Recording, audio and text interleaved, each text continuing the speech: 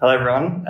Hard act to follow, mate. Unreal. That is a wonderful contribution that you've made to the city and the young planners. So remarkable.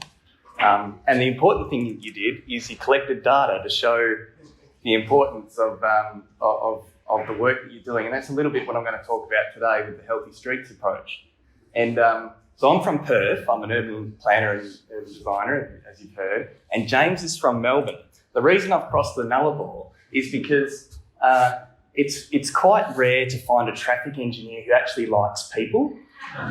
So I love working with James, and I've really enjoyed working with a number of us around the nation. There's a couple of street nerds, if you like, where we've banded together, and we're actually working with Lucy Saunders, who's, as you know, the Healthy Streets Queen, who founded the approach. And we're speaking with government and organisations like yourself about how we can embed this in our day-to-day practice and government policy. So hopefully I can get you as excited as I am for Healthy Streets, and you can talk to your own organisations about how to embed it. So to set this up, I'm just going to kick off where Billy Giles-Cordy left us yesterday, when she's looking at that amazing research where she's talking about the spatial sort of inequalities that are manifesting themselves in the built environment. This is type 2 diabetes in Perth, and no surprises where that's sort of prevalent.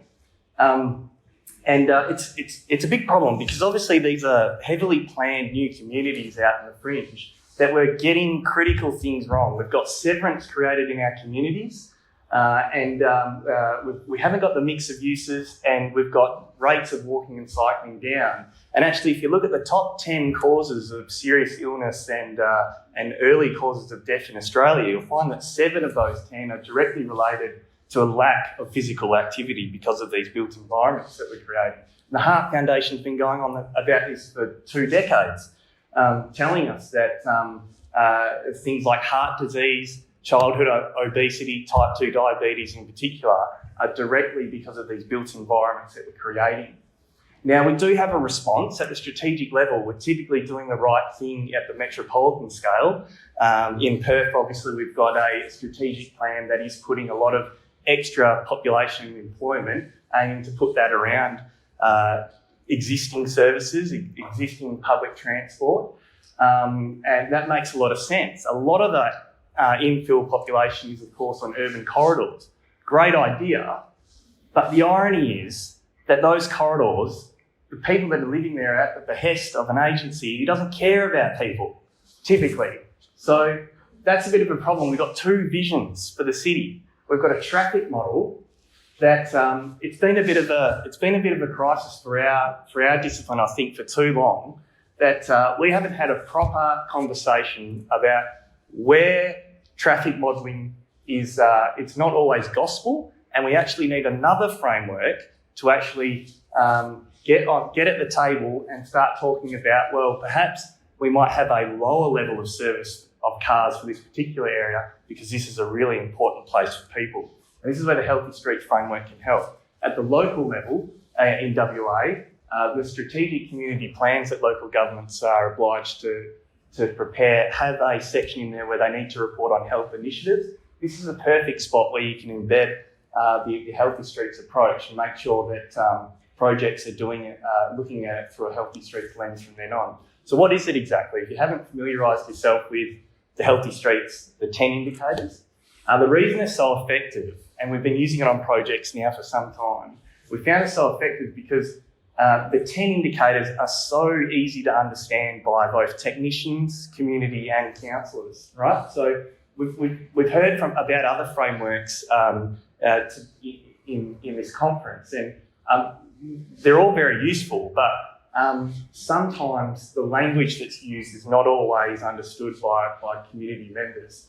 And by having a tool and a series of tools where technicians and community can both be talking on the same page, it is really useful. So if you go to a family barbecue, for instance, and you're talking to your auntie and uncle who aren't in the industry, and you say, tell me what your favourite street is and why, they start describing things that are more or less correlated with those 10 indicators. The basic things that humans need in their street environments to thrive. So is it easy to cross? Do I have shade and shelter? Are there places to stop and rest? It's not too noisy. I feel relaxed. There's things to see and do, and I've got clean air. And they're interdependent, right? So we've got tools that measure the performance on the 10 indicators. If I put in something simple like a bench seat in the street design, that's addressing the places to stop and rest indicator. But of course, the shops that were 100 metres away were out of touch, just a bit too far for the elderly gentleman to walk because he needs to sit down every 50 metres because he can't walk so far. And all of a sudden, so just by putting in that seat, I've actually addressed everyone feels welcome as well. So we can start to use this framework to use simple interventions and demonstrate the benefit of the broader benefits of doing this important work. It works at a couple of different scales. So local governments in WA typically spend 10 to 15% of ratepayers' money every year on just maintaining their existing assets. A big portion of that is just resurfacing roads and locking in problems for the next 20 and 30 years. Now that's the perfect time when you can get in there just before you're doing that and do a quick little assessment based on the tool, which James is going to take you through. And that'll identify the critical things that you need to fix to encourage the likelihood that people will walk and cycle. And it could be using the same budget, but just reallocating it in a different way. Maybe we can use that opportunity to rationalise the street space, and maybe we can put a wider footpath in, or perhaps there's a sign in the way, or whatever it is. That tool is going to identify all those critical issues. At the regional scale, this is aspirational, but just giving you an idea of what can be done.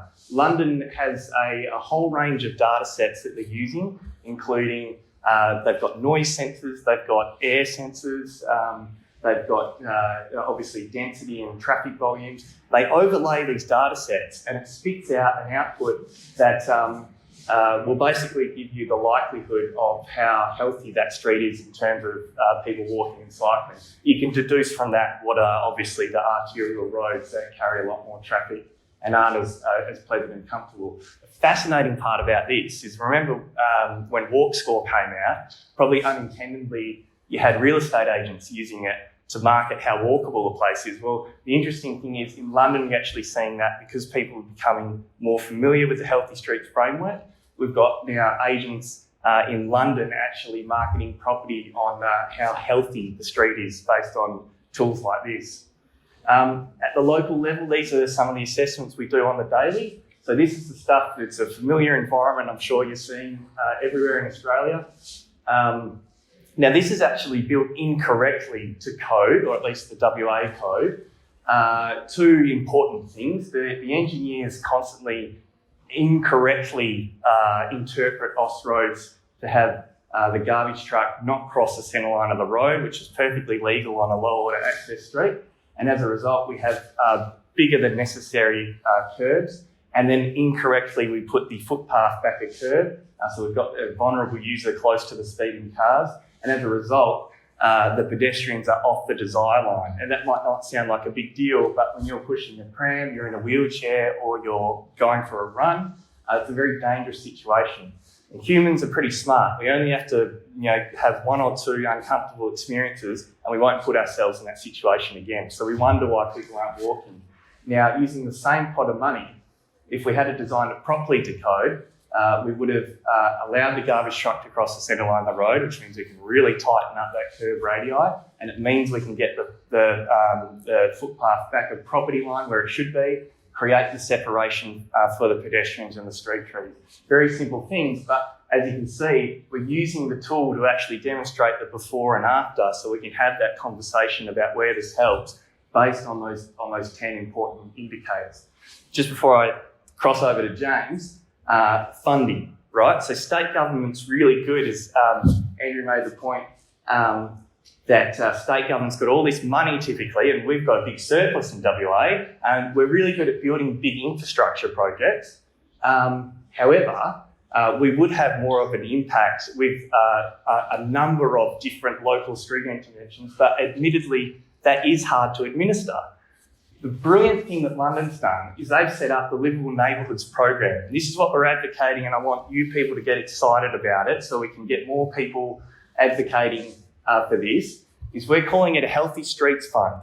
And it's based on the London model that they have in place. The state government has a pool of funding, and that's available to local governments if they, through a grant system, if they can prove through the uplift of the Healthy Streets performance, that'll unlock the funding for the project. And there's a number of different ways you can do that.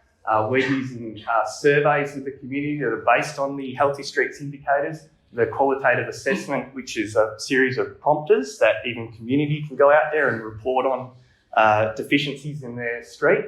And then James is quickly going to open up the can and give you a sense of just a peek at what the design check's all about, which we've both had input into designing with Lucy.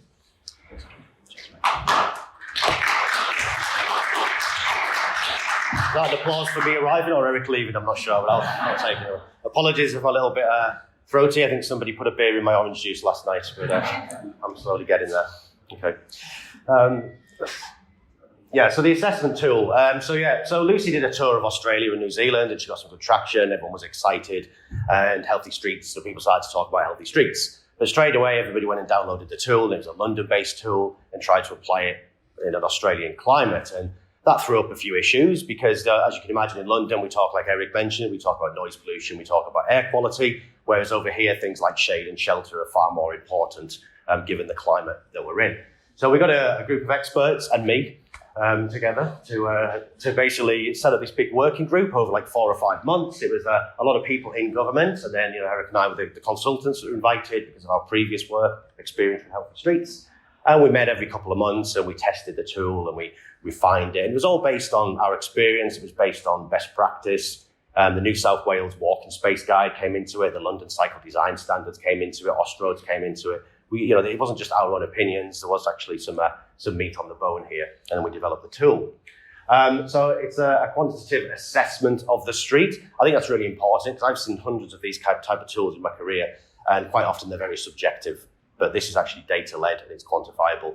And I think that's really, really important because we actually get quite consistent scores when we go out and do the street. It's not really how someone's feeling on the day or, what one person might think's a nice wide footpath. Somebody else who's used to walk down the street with a kid on each arm thinks it's terrible. So it's good that it's quantifiable. It's a spreadsheet tool, and there's 19 metrics that speak to the indicators that Eric talked about. And, like the quality of the footpath, that will speak to how everyone feels welcome, people choose to walk and cycle, and how people feel relaxed. And each metric will speak to a different indicator. So, that's what the spreadsheet tool looks like. I'm a big believer you should never show a spreadsheet in a presentation, so I'm just going to cover it up with a picture of a wombat crossing instead. But, yeah. So anyway, you score it 0 to 3, 0 being the worst case scenario and 3 being the best. You're never going to get a 3 for everything. It's aspirational, and there are going to be some trade-offs. You might put extra seating in, but that might affect the footpath width. So, one goes up, one goes down, and you've got to decide what's important to you. But just to delve a little into what some of the metrics are, this is the seating one, which Eric already mentioned. And, if you've got no seats within 400 metres, you're not going to get any score. If you've got a seat every 50 metres, you're going to get a 3. And that doesn't need to be a bench. It could be a bench, it could be a bus stop, it could be public seating. Like Andrew showed the kind of the concrete area kind of thing, that if that's a public space, that can be included as seating as well. But it's so important for to be inclusive and accessible for everybody. The shade for walking. I mean, this one, you can do this off Nearmap, Google Maps, etc. If you've got 90% linear coverage, it's fantastic. And you're going to get a 3. If you've got a barren street that hasn't got really much shade or shelter, then you're not going to get a good score for that. Jumping into the crossings get broken down into signalised crossings, uncontrolled crossings, zebras, shared space. And for example, if you want to get a 3, you've got to have a zebra crossing, and it can't cross more than one lane, which is obvious because it would be unsafe to do so, but it's also got to be raised. And that's the only way you're getting a 3. And on the other side, if you do a street design and you put a slip lane in, it's an automatic 0. Now, I've had pushback from some engineers about that, saying, well, that's ridiculous, we've got to put slip lanes in. And I'm like, well, this is a tool for people walking and cycling. If you show me an example where that's helped anybody walk or cycle, then I'll give you the very limited money I've got in my bank account. But, this is an assessment I did last week for Melbourne University. So this is the one on cycle parking. They're doing a bit of a master plan there, and you walk up Swanson Street in Melbourne, and you're like, yeah, loads of bike racks, it looks really good. Then if you think, if I've got a disability, I'm riding an adapted bike, and I wanted to get off the bike and park my bike, where's the step-free access to the bike parking? And you'd be amazed when you see bike hoops how often there's no step-free access to bike parking. And that's a really important, tiny little detail in the tool that can make the world of difference to making somewhere an inclusive and an accessible place. So this only scores a 1, even though it's got loads of bike parking, because you can't get on the thing. This is bus stop, easy 0, there's no shelter. There's not even a bench. You can't always put a shelter in, you might not have the width, you might not be able to reallocate the road space. But if you've got lamp columns and you've got trees, surely you can at least squeeze a bench in there, even if you're not maybe going to get the shade and shelter. So you can improve it. It might not be gold plated, but you can get the basics right. Space for walking. Essentially, with healthy streets, it always scores the worst element of a street. You might have a great footpath and you walk along with your buggy and your 2 kids, or you're in a wheelchair and it's all great. And then you come to a point where there's a lamppost in the middle of the road, or you've got something like this, and it all falls down. So you're going to get scored on that. So you're going to get, no, sorry, your street's rubbish, because you've got this little 1 meter space where you can't get through. So it's just telling you where the worst problem is. So this is great, because it could be a big streetscapes project, but it might just lead to some quick wins, something you can go and do. You can go and resurface that footpath. And when you do it, just pick all this stuff up and just get it fixed. Easy. You do get help with the scoring. It does actually give you really explicit ways. Spreadsheet, sorry, another one back. You do get help with the scoring. It does tell you how to score it, what to look out for, what the pitfalls are, what the traps are. It's a really good tool. And then I think Eric kind of showed what the scores are, and it spits this out at the end. And this is great to take this to the community, to take to a council and go, we didn't exist in, this is the problem, these are all the zeros at the bottom, this is where this street's failing, and this is how we can lift it and lift the score up. And they're like, well, how are you going to do that? Well, we've made the notes of what all the problems are, we've told you what the quick wins are, what the big things are, and we can do a design and we can score it again. And then, you can take that to a community and talk to them. It's very, very easy for them to understand. And what I found personally, it's better that it's actually easy for the councillors to understand, because they're the ones that don't want to read a 59-page report when you can just show them something like this. Healthy Streets in Action. This is Francis Road in London. This slide's probably done in every Healthy Streets presentation since 2018. It was the Healthy Street of the Year in 2018, and it used to be a bit of a traffic sewer, as you can see. Cars parked both sides of the road, one wheel on the footpath. And now you can't drive up there between 10 a.m. to 8 p.m. No vehicles are allowed in. There's bike parking, there's benches, it's a winter photo, but it's usually pretty green, and it works. It's the local community street, and it's well activated, and people are really, really proud of their street now. It's a great spot. This photo here, it's a bit boring, but it's the last one I worked on in London at TfL before I moved over here. It's outside the Shard near London Bridge. And guys, there's a hospital right here, and there used to be loads of bike parking on the railings, on the lamp columns. So we put some bike parking in, and we put a crossing in, as you can see. But the one big thing about the street, which you can't really tell, is this is the first place where we put a crossing in where the green man is on all the time. And it only actually goes to a red man when a car arrives. So it's completely flipping the way we do signals over here. So I just love that. I'd love to see that here. This is a street I stumbled across in Sydney, a tired-looking street, and they've resurfaced it. They put a lovely continuous footpath going across there. So when the car's now crossing over that footpath, they are very much the guest. It's the people who are in that space that have the priority. It's their place, and the car really has to take care when they're crossing. They put bike parking in, they've greened it up a little bit, and they put a signalised crossing in. Not under a Healthy Streets project, but exactly the same principles that we're trying to apply. And it's not all about big streetscapes projects. This is my local high street in Chelsea, in Victoria. Pretty tired-looking place, really. It's estate agents, op shops. We've got the Nepean Highway next to the street, and then a rail line. So it's very limited what you can do. But they've got the basics right. We've got the shade. We've got bike racks. We've got water bubblers. We've got seats. We've got space between the traffic and hard green space. Not much, but between the traffic and where we're walking. So there is that nice kind of buffer. So the basics are there. There's not much more they can do, but they can resurface that footpath and they can make it a little bit better. A landscape architect could have some fun, but the basic elements of the street are right. And when we look at the precinct structure plans and stuff, this is often what gets let down here, in my opinion. So what can you guys do? Look, we want you to learn more about healthy streets initially. There is training you can undertake, so I'd encourage you to do that. Eric and I can point you in direction to become assessors like we are. If you don't want to do that, you can hire Eric and I. We are consultants at the end of the day to do all your projects. I will say, following this presentation, we do become competing consultants again. So hire me, and if I'm busy, call Eric, would be my advice. Try and put some money towards collecting data as part of your projects. I mean, it's sometimes hard to say why you're doing it, just put it down as contingency if you need to. But collecting data, it's a data-led tool. We want to know about the traffic flows, how many people are walking, what the traffic speeds are like, what the percentage of large vehicles are, and then you want to be out on the street with your measuring tapes and all that stuff as well. So try and put some money aside for that and just share the approach with the elected members in the community. Councillors seem to love talking about this stuff because it's easy for them, as I said. And find your local champions. Eric mentioned there's a range of tools. We're going to Maroondah Council in a couple of weeks, and I'm doing a project with them where I'm using a different tool for the community, and I'm going to be sending all them out on the streets to do their own assessments and to feed back. So they're getting involved right at the start of the project. And we've heard other presentations from Burrell and Caroline saying how important people are. So I have no idea what these streets are like. I haven't even done a site visit yet. They're going to come and they're going to tell me what's going on. And then that's going to form a big walkability plan. Then we get into the design stage later on. That's when this tool will come more into play, just so we can get the details right. And embedding it into local policy and ultimately advocating for a Healthy Streets Fund. You go to the UK now, especially with Active Travel England, and there's a fund and you go and bid for it and you say, right, I'm going to deliver this project. So you deliver it and then you're accountable for it. And doing a Healthy Streets before and after, you can prove that you have delivered on your promises. And if you haven't, that funding can then be taken away from you. So I'd love to see that kind of mechanism here. We'd all love to work on the big streetscape projects. I think Andrew summed it up beautifully when he said, the quick wins, the small stuff is fantastic. And I'm in that boat as well. Like, as much as we want to be on Twitter with the photo of the big public plaza, if I can do something and just, have 3 old boys having a chat on a bench, then I've done my job really well. And I've made the community that, that I want to live in. So, connect with us. Eric's in WA. It doesn't really matter where we live these days, does it? But that's where we are. But, get in touch and questions. Thank you very much. Cheers.